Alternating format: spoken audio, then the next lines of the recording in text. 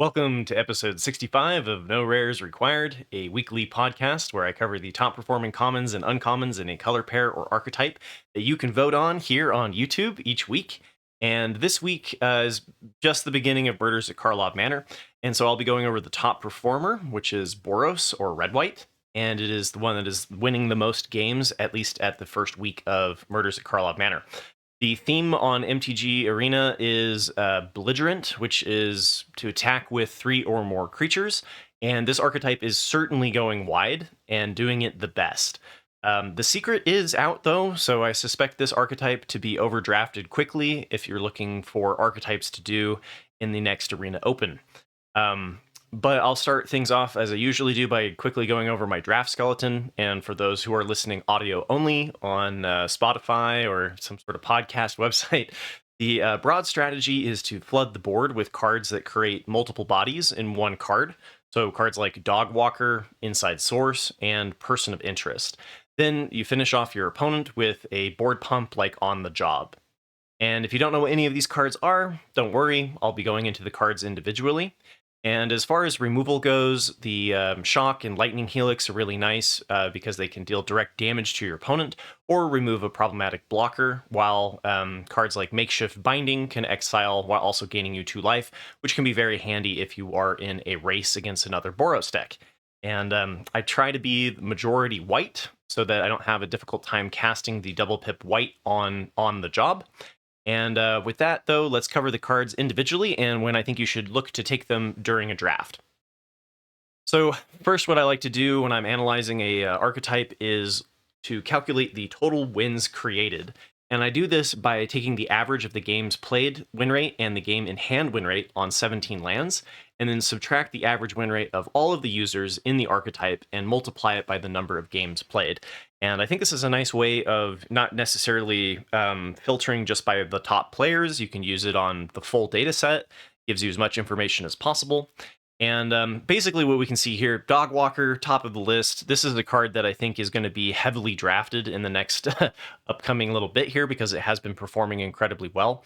And it's the disguise card that turns into a 3/1 Vigilance and 2 tapped 1/1 dog tokens. We've got Novice Inspector, which is the 1/2 that makes a clue token. We've got Inside Source, which is the 1/1 that spawns a 2/2 detective. A lot of these I'll be going over again.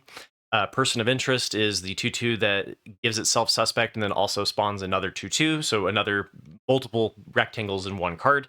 Neighborhood Guardian, which is the 2/2 that gives a +1/+1 if a power 2 or less entered the battlefield, which works really well with Dog Walker. War Leader's Call, which is the Boros Anthem +1/+1, and then whenever a creature enters the battlefield, it deals 1 damage. Lightning Helix deals 3 damage, gains 3 life. Makeshift Binding is the Exile enchantment. It gains 2 life.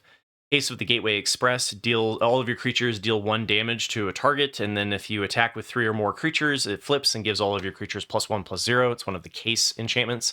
Torch the Witness deals X damage ×2 to a target. And then Aurelia, the Law Above, is a Boros rare and just general bomb. I think it might be a mythic. Fuss and Bother either gives +1/+1 to each attacking creature, or you can spawn 3 1/1 flying tokens and Surveil, I believe. Agorist Kos, Spirit of Justice, is another Boros bomb, and we'll be going over that one shortly. Karlov Watchdog gives all of your creatures +1/+1 and is a 3/2 for 4. And then we've got Granite Witness, which is a 3/2 flyer with disguise that when it enters the battlefield or is turned face up, you get to tap something, so it's really good for the tempo. And then On the Job is the anthem, or the board effect, gives all of your creatures +2/+1, and I believe investigates and creates a clue token. So we repeat this process again for the total wins destroyed, and these a lot of these are just like splash cards. So you've got like the Lush Portico, the Meticulous Archive. These are lands that are the tap lands. So the Boros deck does not really look to be splashing. So like Rakdos, Patron of Chaos, is an absolute busted mythic black-red that isn't really worth the splash, at least according to the data. And I've also noticed cards like the Balrog Clan Basher is the 3/2 double strike and has the disguise for 3 double pip red. And the The games tend to be very quick. They tend to be over by turn 6 or turn 7. So focus on the lower end of your curve. Like Lumbering Laundry is another, was a colorless one for 5, I believe. That's a 4/5. It has Disguise. And so there's just a lot of cards here that are too expensive for the general strategy. Interesting to note, Galvanize, and this is early, right? I mean, the data will change over time, but Galvanize is the deal 3 damage or deal 5 damage if you sacrificed an artifact. And so spot removal that just targets specifically creatures and not can't go face like Shock and Lightning Helix, I think is struggling a little bit with the Ward 2 on the disguised creatures. And then like the Gravestone Strider is the 1/3 that can fix kind of like Mana Worker from previous sets, and that one's just another one showing that this archetype doesn't really want to be splashing. Gadget Technician is another one. It's like blue-red splash. So after doing that, I look at the wins created and divide them by the number of times that the card was picked, and graph it against the average taken at, or ATA, and fit the data with a logarithmic regression. And it's still early. There's a lot of noise in this, right? But this is my process, and I'll be redoing this and seeing if there's any major changes to the Boros archetype over time. But what we can do from this is then calculate the distance that the card is to the fitted line, which, thanks to Karl, aka 2duck cubed, I'll call value over replacement, or VORP. And we can see which are what are the top cards being taken at different time points within a draft. So top of the list, we've got Agris Cost, Spirit of Justice, which is a 2/4 double strike vigilance. When it enters the battlefield or attacks, you choose up to 1 target creature, and if it's suspected, you exile it, otherwise suspect it. So if it's already suspected and you're up against other suspected red creatures, you can immediately just start exiling things. But it's also just, you get to exile your opponent's stuff every other turn. And then a double strike vigilance applies a lot of really great pressure. War Leader's Call is the anthem. Creatures you control get +1/+1. Whenever a creature enters the battlefield under your control, War Leader's Call deals 1 damage to each opponent. So this works really nicely with the general 2 creatures in 1 card that I mentioned earlier that just ping your damage for additional. And then also, this is a very board-centric strategy, so buffing your board is good. Aurelia's Vindicator is a 4/2 flying lifelink ward 2 with Disguise, and you can flip it up for X, 3 and a white, and then it exiles X target creatures and or cards from their graveyards, and when it leaves the battlefield, return those exiled cards to their owner's hand, which is kind of cool. We've seen like Brutal Cathar and things like that, when they leave, the exiled cards come back to the battlefield. So these go back to their owner's hand, which is really nice because there are a lot of cards that enter the battlefield effects in this set. And so I'll also mention, like, if you exiled a face down creature and it came back to the battlefield, it would be face up. So it's nice that they go back to their owner's hands. I don't think in this archetype you're ever going to actually disguise it and then do the X, 3 and a white, because it's just the format, at least at the beginning. Aggro tends to be better early on in the format before people figure out the good cards and how to slow aggro down. So for right now, this is just a 4/2 flying lifelink ward 2 for 2 double pip white, which is plenty good. Then we've got Wojek Investigator, which is a 2/4 flying vigilance. At the beginning of your upkeep, investigate once for each opponent who has more cards in hand than you. And I just recently had a draft where I got to have 2 of these as my pack 1 pick 1 and my pack 1 pick 2. So I can say that with this is a very good card. Honestly, the Wind Drakes, a 2/2 flyer for 3, are reasonable, just evasive threats. And so playing a 2/4 flying vigilance that doesn't tap when it attacks is amazing, even if you're not getting the investigate every turn. But in this archetype, you're playing a lot of cheap cards. So if you do bump into a slower, grindier mid-range deck, you are likely going to be creating clue tokens that you can then use to dig for additional threats if you haven't been able to seal out the game.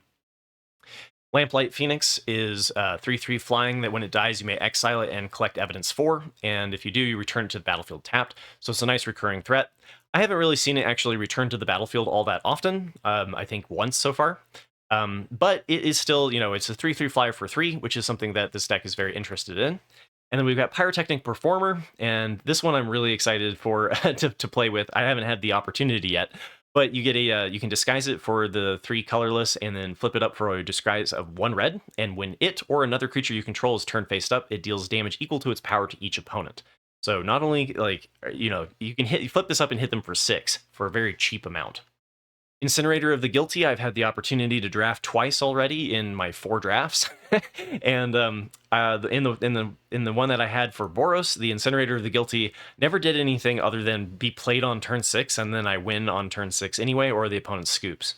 But I've heard tale of this story of this card and how disgusting it is, because whenever it deals combat damage to a player, so you get a 6/6 flying trample creature for 6. But when it deals combat damage to a player, you collect evidence X, and then you deal that X damage to each creature and planeswalker that player controls. So you it's just one-sided board wipe every single time that this is connecting. And as the format slows down, the power of this card is certainly going to go up. Franco, Baron of 10th Street. You get a 3/3 haste, tap it, sacrifice an artifact, put a +1/+1 counter on each goblin that you control. And then if you sacrifice an artifact, you can pay 1 red to create a 1/1 goblin creature token, and it gains haste until end of turn. And so there are some goblins. There is a goblin deck that you can technically draft. I haven't had the opportunity to yet, and I don't think it's going to come together all that often. But just Krenko standalone is fine. And you can use your clue tokens from the Novice Inspector to, fodder and fuel your Krenko Baron of 10th Street. And then also just a 3/3 haste for 2 and a red is perfectly fine.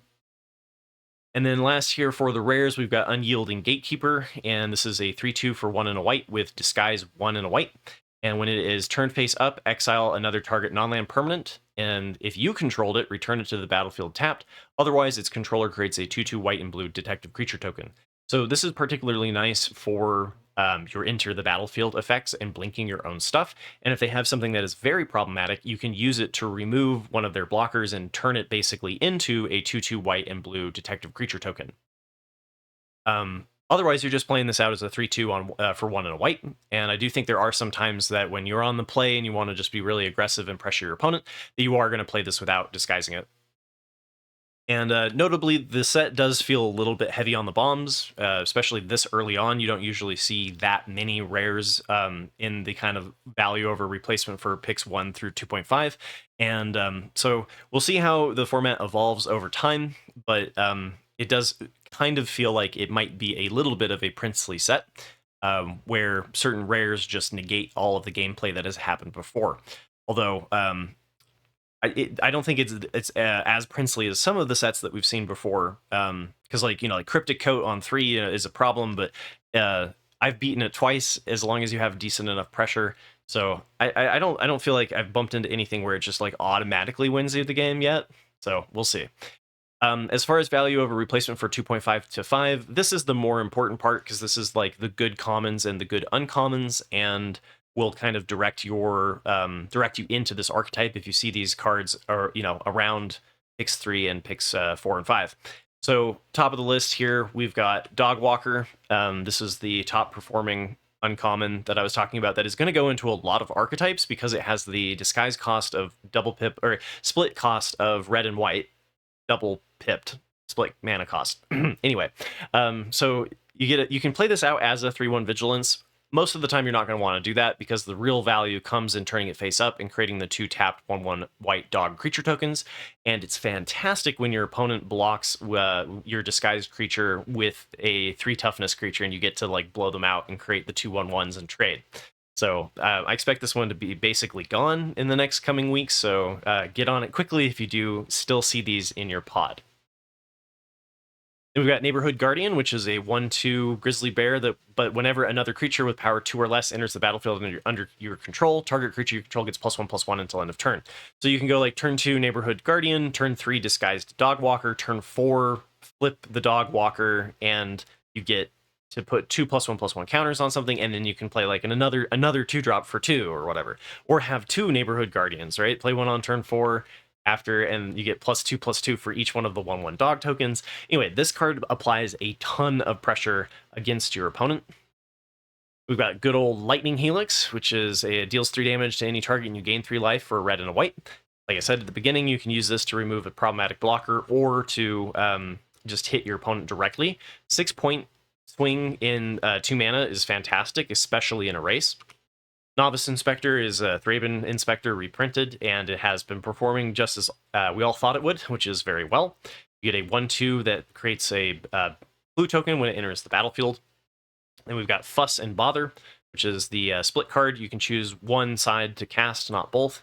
And you get to put a +1/+1 counter on each attacking creature you control for 3. And with the way that the stats in have lined up, your opponent is playing a lot of disguised creatures for 3, and so are you. And you're also playing a lot of 2-drops that are like 2/2s for 2. And so when they go to trade your board, Plus can line up where you just blow up everything and then make your next attack even bigger. So most of the time you're casting this for fuss. I did cast it once for bother in a game that was kind of bogged down, and it goes really well if you do have the on-the-job board pump to create 3/1/1 colorless Thopter and then Surveil too. Then we've got Inside Source, which is a 1/1 that spawns a 2/2 white and blue detective creature token. I've seen a couple of people paying the 3 to tap it to give a creature +2/+0 and vigilance until end of turn. And I think you would rather be developing the board than doing that, but it does give you something to do later in the game when it comes down to top decking and you may not be using all of your mana. But yeah, still, just flood the board, go wide. It's great. It's fantastic. And then we've got Karlov Watchdog, which is a 3/2 vigilance for 3 and a white. And permanents you control, your opponent's control can't be turned face up during your turn, so no disguise shenanigans. And then whenever you attack with 3 or more creatures you control get +1/+1 until end of turn. So this fits very well into the belligerent Boros theme. And we've got Case of the Gateway Express, which deals each creature you control deals 1 damage to a target creature. And then if you attack with 3 or more creatures, you get a solved case at the end of your turn, so you don't get it for the immediate combat. But it's very easy to flip this in this archetype, and then you get all of your creatures permanently get +1/+0 as long as the enchantment is on the battlefield. And then Torch to the Witness is the X spell, X and a red, to deal twice of X damage to target creature. And then if excess damage was dealt, you investigate. This has been good. If you do have a big problematic threat that your opponent was able to flip up at, for like 5, you can deal a bunch of damage with this. So it scales nicely. You can also use it for removing an early threat, and I've been impressed with Torch the Witness. Reckless Detective is a 0/3 that whenever it attacks, you may sacrifice an artifact or discard a card. If you do, draw a card, and Reckless Detective gets +2/+0 until end of turn. This is a very important card, I think, to this archetype, because anytime that you're playing an aggro or a tempo strategy, you cannot afford to stumble. And so a 2-drop that allows you to rummage every single turn and discard your cards to find your lands, or discard the lands that you're drawing that you're flooding to find additional stuff, is particularly nice. And then a 2/3 stat block matches up very well against your opponent, not being able to block it with just a 2/2 disguised creature. And then on defense, if you're on the draw and you need to play it more defensively, a 0/3 does block your opponent's early pressure. Makeshift Binding was the enchantment that I was talking about, where you exile target creature and opponent controls until it leaves the battlefield, and then you gain 2 life. So the gain 2 life on removal has been impressive for getting rid of some of your opponent's more expensive threats, so you're like your 4-drops and your 5-drops. And then the gaining 2 life is relevant a lot of times when you're in the mirror match and it's a race. Shock, I had I had the privilege of having 4 shocks in one of my drafts. I don't know why people aren't picking this card up very highly. The fact that you can deal damage directly to face or to remove a creature. If you're targeting a ward disguised creature, you can pay 3 to remove their 3-drop, so you're at least in parity with your opponent's mana spent. So Shock, I think, is particularly good, and I'm surprised that people haven't been picking it up earlier on in the format. And now we're into the value over replacement for picks 5 through 8, and this is where a lot of times you look at to like really flesh out your deck and really build out all of those commons. And there's not a huge list of commons for the archetypes, which is why I'm a little bit worried that the Boros archetype is going to be overdrafted here very soon, once people figure out what the good cards are. And but your top performing common that I'm looking to pick up is Person of Interest. I guess there were some commons in the previous list like Shock, right? But Person of Interest is one that you can pick up at a normal time, picks 5 through 8 for common. And for the time being, they are available. And it fits into the go wide strategy very well. There is a play versus draw kind of disparity, as there always is in Magic the Gathering, but cards like this make it particularly bad because on defense this is a 2/2 for 4, and on offense it is a 2/2 menace and a 2/2 for 4. So it requires 3 blockers to block the single card, and so if you're doing this with a board pump, that's a lot of pressure that your opponent has to answer. But it doesn't work particularly well on defense. And then we've got Red Herring, similar thing, right? It's a 2/2 haste. It has to attack each turn if able, and you can tap 2 to sacrifice it to draw a card. I've liked this card a lot, especially when you're on the play and you get to just attack into your opponent's stuff. A lot of times this will actually trade up in value because of trading into a disguised creature on 3. And then if it is just going to suicide itself into something that's not going to trade with, you can sacrifice 2 to draw a card, and it's not the end of the world. So it's good early pressure. And this one is one of those cards that I'm not surprised to see being available late, because attacking each turn, if able, is one that we've seen like in Cons of Tarkir that was kind of hit and miss. So I mean, as the format slows down, the Red Herring is going to be a little bit worse, but for the time being, I've really enjoyed it. And then we've got Granite Witness, which is you keep your eyes out for the double pip or the split mana cost cards that have disguise, because you can play them in archetypes that don't match their main color, right? So this is an Azorius or white blue card, but because its disguise cost is split mana, you can play it in any white deck. And this one works particularly well with the Boros strategy of aggression.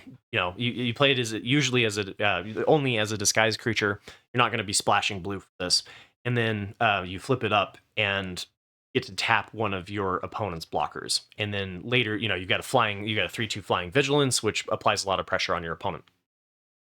And then we've got Auspicious Arrival, and there's a couple of combat tricks, like the +3/+0 and First Strike that I've enjoyed playing. There's the +2/+0, and then you spawn a 2/2. There's definitely a lot of combat tricks in this set, and I'm excited to see how that plays out, because I think that many combat tricks to play around will build a more intricate and more interesting set over time. But this one is a league above the rest. You get a instant target creature gets +2/+2 until end of turn, and it investigates. So for 1 and a white. And so the investigate is really what puts this over the top. And I've been enjoyed playing the Auspicious Arrivals. If this does dry up, I do think there's alternative combat tricks in red that will kind of replace it as time goes on. We'll see. And then the last here for value over replacement, this is like, what cards can you take advantage of on the wheel? And there really isn't that much that people are missing out on, but people haven't snagged onto Boros immediately. And so I've been able to pick up the On the Job, which is the anthem or the board pump. And so for 2 double pip white, creatures you control get +2/+1 until end of turn, and then you investigate. And so this is nice that you can wheel these for the time being. I don't think you will be able to for much longer, but maybe in week 2, maybe you could get in on the last little bit of it.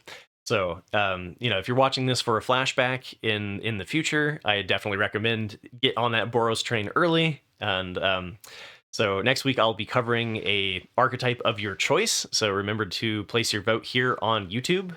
And remember to click like and subscribe for more near daily Magic the Gathering content, ranging from best of 3 sideboard guides to best of 1 standard meta reviews to limited content. I try to dabble in many places. So thanks for listening and being a part of my community. Good luck with your games and future trophies.